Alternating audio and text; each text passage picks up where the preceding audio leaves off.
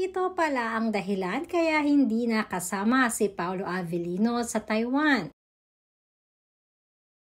Isa sa mga pinaghandaan ng ating Chinita princess na si Kim Chiu ay ang kanyang pagpunta sa Taiwan para sa kanyang nominasyon sa Best Female TV Program sa kanyang teleseryeng Linlang. Nauna na ngang nagpasalamat si Kim sa lahat ng mga sumuporta sa kanila ni Paolo Avellino.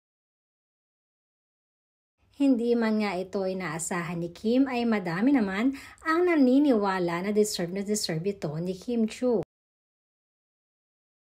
At kanina nga ay umalis si Kim papuntang Taiwan kasama ang kanyang assistant na si Miss Yani. Maraming netizens nga ang nakasabay ni Kim kanina at isa na din dito ang dancer ng Ishota. Halos lahat nga nakakasabay ni Kim ay napakaganda ng pagpuna ng mga sinasabi nila.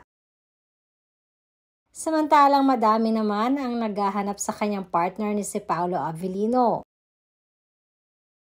Madami kasi yung umasa na sana daw ay kasama ni Kim si Paolo sa trip na ito.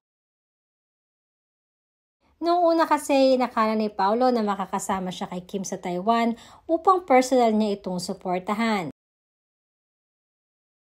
Subalit unexpected changes nga ang nangyari sa schedule ni Paolo na sinasabing nagpa-adjust dahil na rin sa mall tour nila ni Sarah G.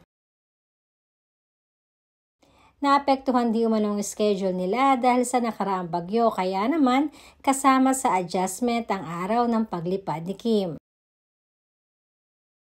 Hindi man di umanong makasama si Paolo ay tumawag naman ito kay Kim upang mag-wish ng good luck para sa kanyang nomination. At syempre hiling naman ng napakaraming Kim Pao fanatics na sana ay masungkit ni Kim ang naturang award.